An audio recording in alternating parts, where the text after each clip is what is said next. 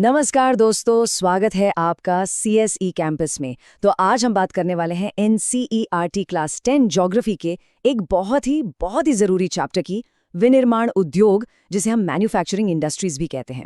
अब देखिए, ये चैप्टर सिर्फ CBSE बोर्ड एग्जाम्स के लिए ही इंपॉर्टेंट नहीं है, बल्कि अगर कोई UPSC जैसी परीक्षाओं की तैयारी कर रहा है तो उनके लिए भी भारतीय अर्थव्यवस्था को समझने की ये एक मजबूत नींव है। तो इस टॉपिक को एकदम बढ़िया से समझने के लिए हम एक लॉजिकल तरीके से आगे बढ़ेंगे। सबसे पहले देखेंगे कि आखिर ये विनिर्माण होता क्या है, फिर भारत के अलग अलग इंडस्ट्रीज पर नजर डालेंगे, उन्हें लगाने में क्या क्या दिक्कतें आती हैं ये समझेंगे, और फिर सबसे जरूरी सरकार की नई पॉलिसीज क्या हैं और भविष्य में क्या होने वाला है, इस पर भी बात करेंगे। तो चलिए बिना देर किए शुरू करते हैं। तो सबसे पहला सवाल, आखिर क्यों मैन्युफैक्चरिंग को किसी भी देश के इकोनॉमिक डेवलपमेंट की रीढ़ की हड्डी मतलब बैकबोन कहा जाता है? सोचिए जरा। ऐसा इसलिए है क्योंकि यही वो सेक्टर है जो एग्रीकल्चर को मॉडर्न बनाता है और सर्विस सेक्टर को एक मजबूत बेस देता है। तो आखिर ये विनिर्माण है क्या? देखिए, बहुत सिंपल है। जब हम किसी कच्चे माल को मतलब रॉ मटेरियल को मशीन, मजदूर और टेक्नोलॉजी की मदद से किसी ज्यादा कीमती तैयार माल यानी फिनिश्ड गुड्स में बदल देते हैं, बस उसी प्रोसेस को विनिर्माण कहते हैं। जैसे कपास से कपड़ा बन गया या फिर लोहे के अयस्क से मजबूत स्टील तैयार हो गया, ये सब मैन्युफैक्चरिंग ही तो है।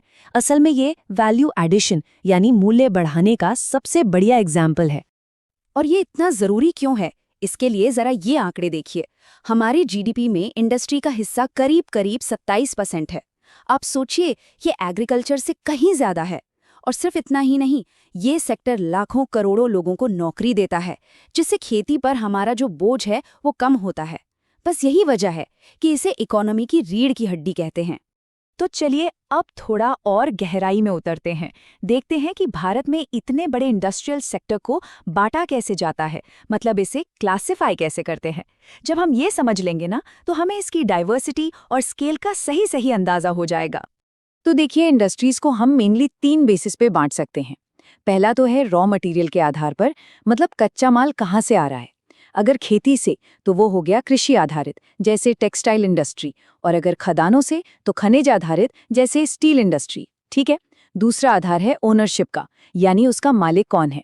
जैसे सरकारी कंपनी है सेल, प्राइवेट है टिस्को, जॉइंट सेक्टर में है मारुति, और कोऑपरेटिव का बेस्ट एग्जाम्पल है अमूल। और तीसरा बड़ा सिंपल है, साइज के आधार पर, छोटे उद्योग और बड़े उद्योग। और भारत तो भई कुछ बड़े कमाल के उद्योगों का घर है। हमारा टेक्सटाइल उद्योग, खासकर महाराष्ट्र और गुजरात में, पूरी दुनिया में फेमस है अपने कॉटन और सिल्क के लिए। फिर आता है लोहा और इस्पात उद्योग। इसे बेसिक इंडस्ट्री कहते हैं। जानते हैं क्यों?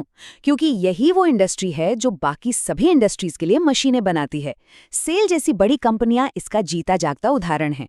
और हाँ, केमिकल और ऑटोमोबाइल सेक्टर भी बहुत तेजी से आगे बढ़ रहे हैं।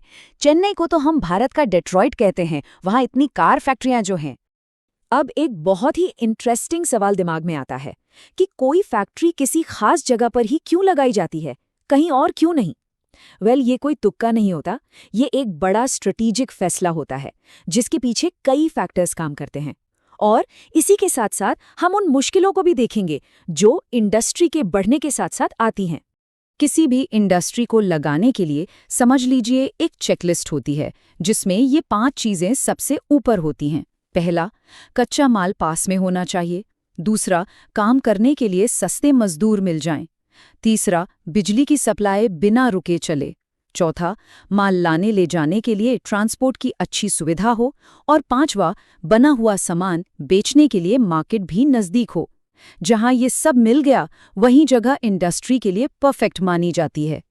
तो फायदे तो हमने खूब देख लिए, लेकिन कहानी में हमेशा एक ट्विस्ट होता है ना? क्या इस सिक्के का कोई दूसरा थोड़ा डार्क पहलू भी है? क्या इंडस्ट्रियल डेवलपमेंट हमेशा ही अच्छा होता है? चलिए अब जरा इसकी चुनौतियों पर भी नजर डाल ही लेते हैं। तो सबसे बड़ा विलेन है इंडस्ट्रियल पोल्यूशन। हवा का, पानी का, शोर का, हर तरह का प्रदूषण। गंगा नदी में जो फैक्ट्रियों का गंदा पानी और कचरा जाता है, वो इसका एक बहुत ही दर्दनाक एग्जाम्पल है। इसके अलावा भी मुश्किलें कम नहीं है।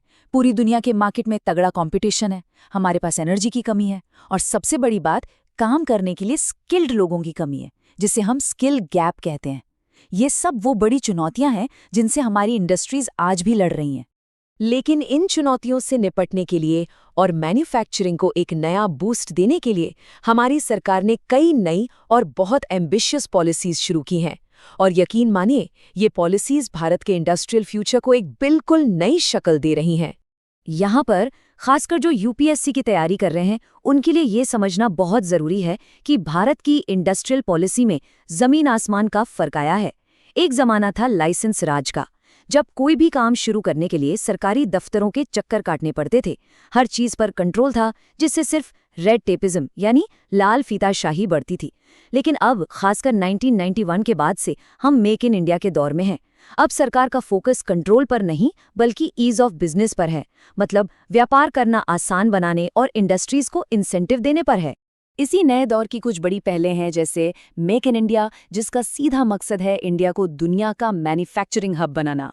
फिर है पीएलआई स्कीम यानी प्रोडक्शन लिंक्ड इंसेंटिव स्कीम, जो कंपनियों से कहती है आप ज्यादा प्रोडक्शन करो, हम आपको इंसेंटिव देंगे। इसके बाद पीएम गति शक्ति योजना है, जो लॉजिस्टिक्स और ट्रांसपोर्ट के पूरे इंफ्रास्ट्रक्चर को सुधार रही है। और एक बहुत ही फ्यूचरिस्टिक मिशन है नेशनल सेमीकंडक्टर मिशन, जो देश में चिप बनाने पर जोर दे रहा है। अब यहीं पर एक बहुत ही क्रिटिकल सवाल खड़ा होता है। याद है हमने थोड़ी देर पहले एनर्जी क्राइसिस की चुनौती की बात की थी? तो सवाल ये है कि चिप बनाने वाले इस सेमीकंडक्टर मिशन का हमारी एनर्जी सिक्योरिटी से भला क्या कनेक्शन हो सकता है? इसका एक सीधा और बहुत गहरा कनेक्शन है।